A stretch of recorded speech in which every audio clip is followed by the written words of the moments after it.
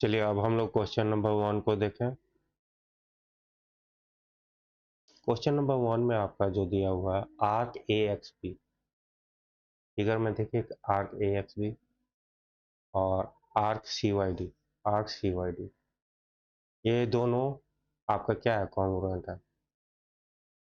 अब आपको पता क्या करना है, आपको पता करना है कि ratio of A B and C D, यानी ए बी कॉर्ड और सी डी कॉर्ड का रेशियो पता करना है। चलिए सॉल्व करते हैं, सॉल्यूशन देखते हैं इसका। सबसे पहले सर्कल का सेंटर को हमें जूम करेंगे। Let O be the center of the circle and join A, B, C and D, यानी कॉर्ड के end point, A B chord का end point A B, C D chord का end point सी और D, इनको हम centre से जोड़ देंगे, ज्वाइन टू ओ। इसके बाद अब देखिए, since in a circle congruent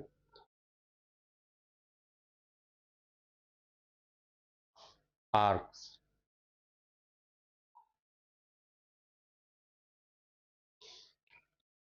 subtends equal angles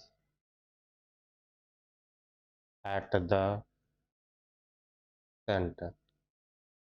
हमें ये पता है कि अगर एक सर्कल में कॉन्ग्रुएंट आर्क्स होते हैं तो सेंटर पे इक्वल एंगल सबटेंड करते हैं। ठीक है, तो देख लीजिए।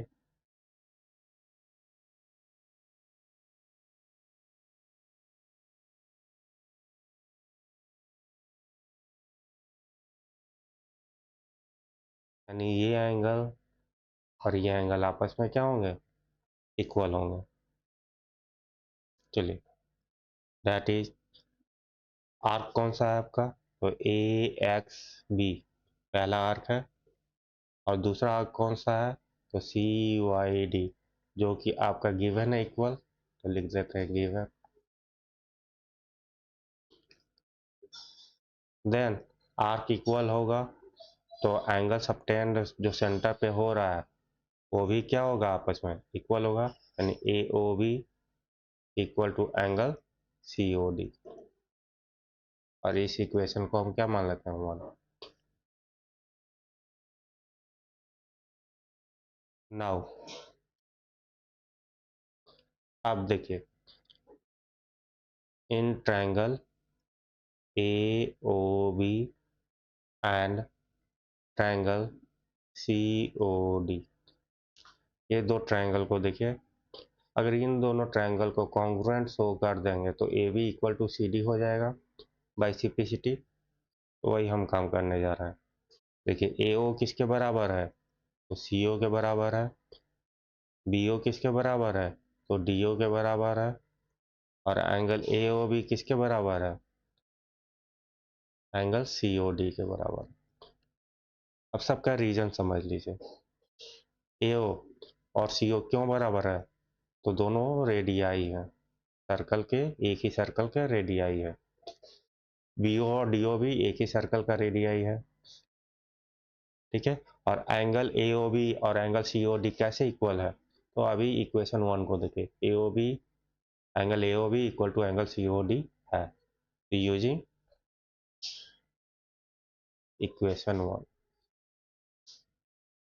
सो हमें क्या मिलेगा, triangle A O B congruent हो जाएगा triangle C O D by S A S rule. ठीक है, S A S congruency rule से आपका triangle A O B congruent हो जाएगा ट्रायंगल सी ओ डी से। तो इसका मतलब क्या, कॉन्ग्रुएंट पार्ट्स भी इक्वल होंगे यानी ए बी इक्वल हो जाएगा सी डी के। कैसे होगा? तो by C P C T. C P C T का corresponding parts of congruent triangle. Okay.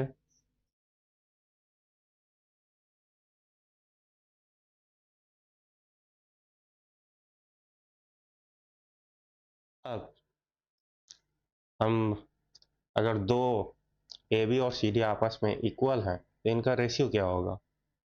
तो जाहिर सा बात है 1:1 का रेशियो होगा। तो कंक्लूजन क्या निकला? Hence A B ratio C D equal to 1:1। ठीक है। चलिए तो अब गौर से देखिए, इस क्वेश्चन को हमने 4 स्टेप में सॉल्व किया है।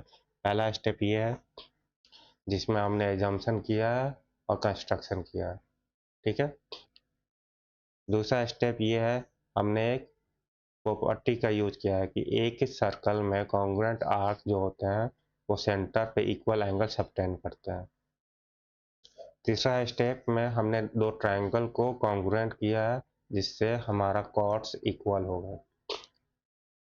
ठीक है। और उसके बाद दो कॉर्ड्स इक्वल हो गए तो उसके बाद कंक्लूजन में हम आए तो हमारा रेशियो भी क्या हो गया? निकल गया। ठीक है। चलिए अब इसके बाद हम लोग नेक्स्ट क्वेश्चन नंबर 2 देखेंगे।